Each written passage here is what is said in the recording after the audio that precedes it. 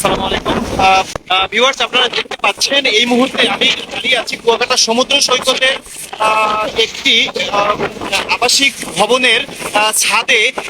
এখানে কিন্তু ইতিমধ্যে ঘূর্ণিঝড় রেমাল কিন্তু কেন্দ্রভাগ উপরি যে অংশ এটি কিন্তু উপকূলের অংশ কিন্তু অতিক্রম করছে এবং এখানে প্রচন্ড বাতাস কিন্তু বইতে শুরু করছে এবং সাথে সমুদ্রের কিন্তু পানিও বেড়েছে।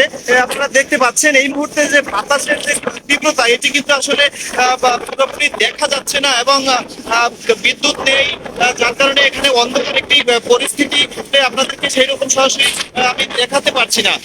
দর্শক, তারপরেও যতটুকু দেখতে পাচ্ছেন যে দেখাই যাচ্ছে যে প্রচন্ড বাতাসের সাথে কিন্তু বৃষ্টি পড়তেছে এবং সাগর ক্রমশই কিন্তু উত্তাল হতে শুরু করেছে এবং সাগরের যে বড় বড় ঢেউগুলো কিন্তু তীরে আশ্রে পড়তে দেখা যাচ্ছে।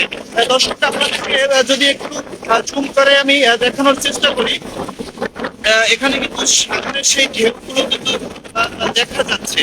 দর্শক, আপনারা দেখতে পাচ্ছেন যে আসলে পানি কিন্তু বেড়েছে অনেকটাই সকালের তুলনায়, অর্থাৎ এই মুহূর্তে কিন্তু সাগরের জোয়ার চলছে। তো জোয়ারেও কিন্তু স্বাভাবিক যে জোয়ার তার থেকে 3 থেকে 5 উচ্চতায় পানি বেড়েছে এবং তার সাথে কিন্তু ঘূর্ণিঝড় রেমাল কিন্তু ইতিমধ্যে উপরিভাগ অতিক্রম করে যাচ্ছে।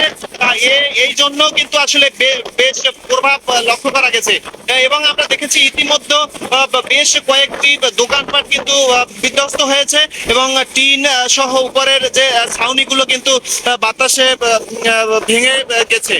আমরা উপজেলা প্রশাসনের জানতে পেরেছি যে বেশ কিছু আশ্রয়ন কেন্দ্র কিন্তু প্রস্তুত রাখা হয়েছে, অর্থাৎ এই উপজেলায় 2 লক্ষর বেশি মানুষ রয়েছে, কিন্তু মাত্র 13,000 লোকের কিন্তু আশ্রয়ন প্রকল্প প্রস্তুত রয়েছে এবং শুকনো খাবার, নগদ অর্থ সহ উপজেলা প্রশাসন কিন্তু প্রস্তুত রয়েছে এবং কয়েক হাজার স্বেচ্ছাসেবী কিন্তু প্রস্তুত রয়েছে এবং উপকূলের সকল মানুষকে কিন্তু আশ্রয় কেন্দ্রে যাওয়ার জন্য বারবার মাইকিং করে যাচ্ছে এবং উপকূলে নেওয়ার জন্য কিন্তু তারা তাগিদ দিয়ে যাচ্ছে। দর্শক, এই ছিল কুয়াকাটা সমুদ্র সৈকত থেকে ঘূর্ণিঝড় রেমালের সর্বশেষ। আপনারা সকলে নিরাপদে আশ্রয় গ্রহণ করুন এবং নিরাপদে থাকুন। আবার আপনাদেরকে ঘূর্ণিঝড় রেমালের তথ্য জানানোর চেষ্টা করব।